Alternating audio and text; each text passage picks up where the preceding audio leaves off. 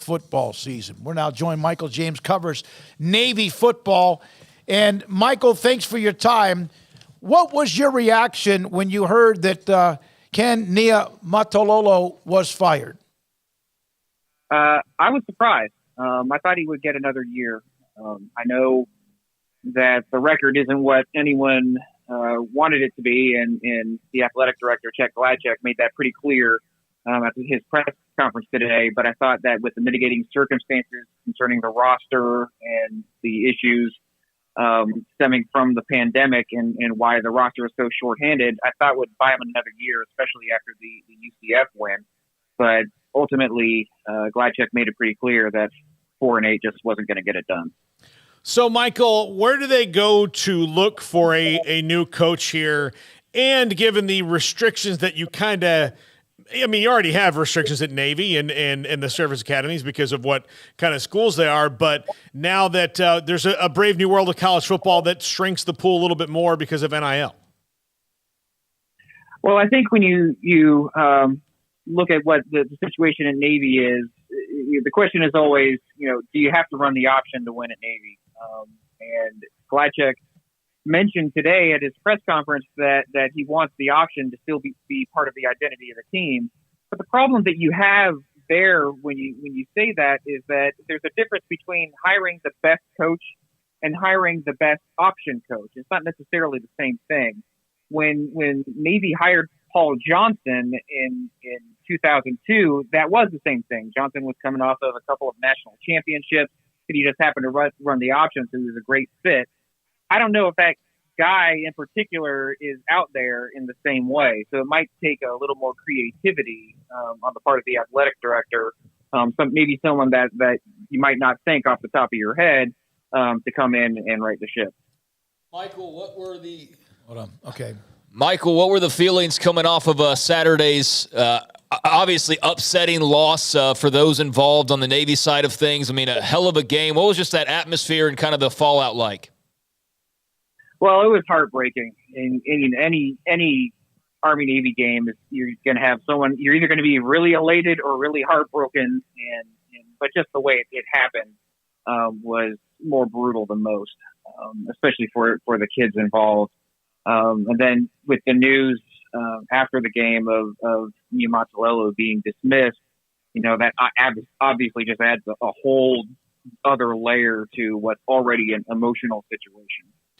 Yeah, no, it was awesome. It was just an awesome game. The atmosphere. Somebody earlier on our chat room said it was a bad game. I don't think Army-Navy can ever be a bad game. There may not be some of the elite players, but I mean, to me, just because of what they represent and where they are even this week, some of them off to probably help serve for our country, and a lot of them are. It's who they are. Overall, this game came down to like 1 inch. Right? 1 inch is what it came down to. Had he scored and they had won the game, is he fired? That question was asked today, and the answer was that the decision didn't come down to one game. Now, That's easy to say afterward. I think it's harder to make that call if he does come up after a win, so I'm not sure I believe it. But the question was asked and answered, and that it wasn't just a one-game situation. So you take that for what it's worth. So what kind of, I guess, is the next step? What's to be expected as far as the search goes and kind of how they operate with that? I know it's been a while since they've had to do so. Yeah, it has. So Gladchuk said today that the today is just for letting the dust settle. Sure. He's had a couple of coaching firms reach out to him to gauge interest. He didn't indicate whether he was going to use one or not. I think one thing that is the case is that defensive coordinator Brian Newberry is interested in the job, and he is a viable candidate. I think Gladchuk, knowing that and knowing he has that in his back pocket, if he wants to, can actually take a little bit of time to gauge the interest in the job. I think the Navy job is a little more appealing to the right guy than some people might assume, even with all the restrictions. It's still a fairly, name brand prestigious job. So I think Gladcheck wants to see what kind of interest he gets before rushing into a hire. So I don't think this is going to be a quick search. I think there's going to be some due process done. Is there a growing sentiment? You mentioned about running the option. Is there a growing sentiment, especially given the way that high school offenses are run now, that you can find a kid where kids that play quarterback with an arm to sling it around a little bit more? Maybe. I don't know if it's necessarily about high school offenses. I think the Navy's quarterback coach is Ivan Jasper, and one of the things they used to look for a guy that ran the option, but what they found was that in high school, the speed of the game is so different that it really didn't make a difference as far as being able to run the option. Whether a guy in high school needs to do it to be able to do it effectively at the college level. Now, to your question, whether they can find someone to throw the ball a little bit more, I think so. I mean, I think that just the way. You see in high school, it's so specialized now. And you see so many quarterbacks going to these camps doing 7-on-7.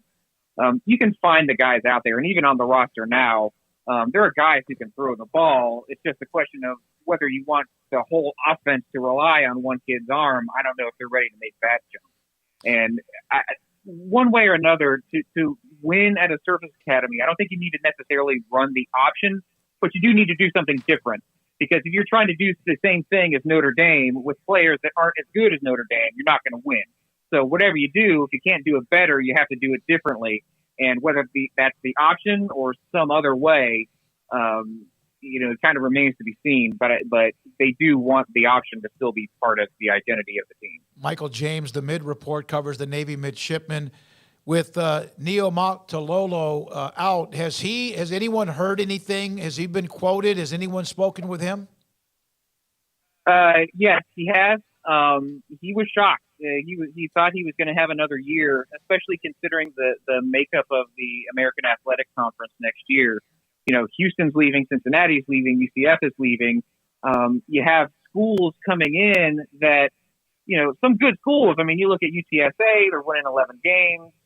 They're both of the teams in the Conference USA championship game are coming into the American, so they're good.